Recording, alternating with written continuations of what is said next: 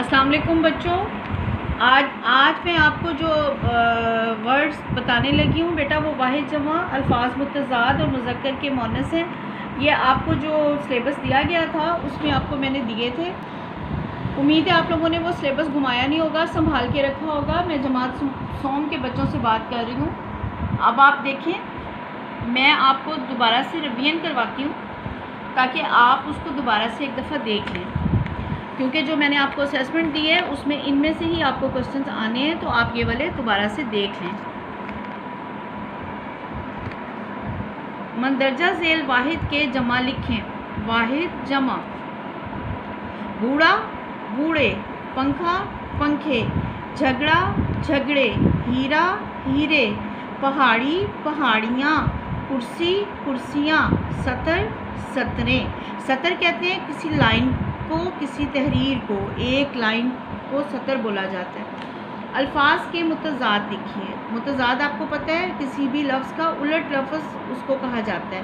الفاظ متضاد: انسان حیوان, اتار چڑھاؤ, آباد ویران, آخرت دنیا, باسی تازہ, بکھرے اکٹھے, بدی نیکی. بدی کہتے ہیں برائی کو. درج مذکر کے مؤنث لکھیے.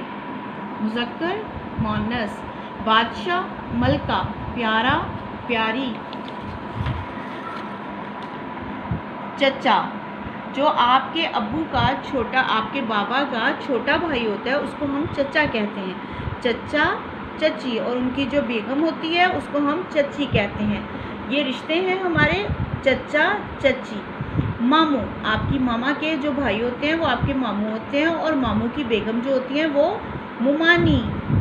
نواب بیگم, اب تو نواب بہت کم ہوتے ہیں لیکن پہلے بچوں جو بہت امیر لوگ ہوتے تھے نا ان کو نواب کہا جاتا تھا, اور جو ان کی بیگم ہوتی تھی, بیوی ہوتی تھی, اس کو بیگم کہتے تھے.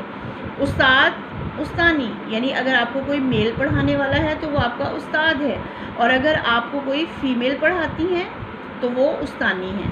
بیل گائے. اب آ جائیں بچوں, میں آپ کو تھوڑا سے الفاظ معنی بتاتی ہوں. جی بچوں, اب آپ کا اگلا کوشچن ہے الفاظ کے معنی. الفاظ معنی. نمبر 1, راضی مان جانا, پیار محبت, پریشان فکر مند, والدہ امی, غور فکر, گردش گھومنا یا چکر لگانا, سایہ عکس. انہی دو اسباق کی چاند اور ہمارے نبی کی املا آپ نے یاد کرنی ہے. لیکن آپ یہ دیکھیں, یہ لکھا ہوا ہے غور, چمکتا, روشنی, گردش, گرہن. دیکھ لیا آپ نے. اور آپ کا ایک اور سبق بھی ہے, اس کے بھی میں آپ کو لکھوا دیتی ہوں, لکھ کے دکھاتی ہوں تاکہ آپ کو بھی لکھنا آ جائے. والدہ, پیار, بچہ,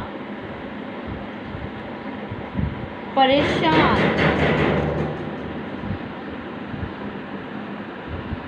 راضی. اب دیکھیں بچوں, میں آپ کو ایک مثال سے سمجھاتی ہوں, کیونکہ اسکول میں جب آپ کی اسیسمنٹ ہوتی ہے تو ہم لفظوں کو بولتے ہیں اور آپ ان لفظوں کو لکھتے ہیں, لیکن گھر میں تو یہ ایسا نہیں ہوگا. املا کا کوشچن آپ کو اس ٹائپ سے بھی آ سکتا ہے.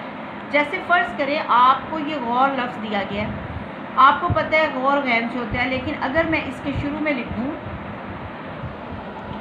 غور اور ادھر لکھ دوں گھور, اور آپ کو کہوں کہ اس میں سے صحیح لفظ ڈھونڈیں, تو آپ خود سمجھ سکتے ہیں کہ آپ کے لیسن میں تو غور لفظ تھا, تو یہ سرکل آپ کر دیں گے اس کو.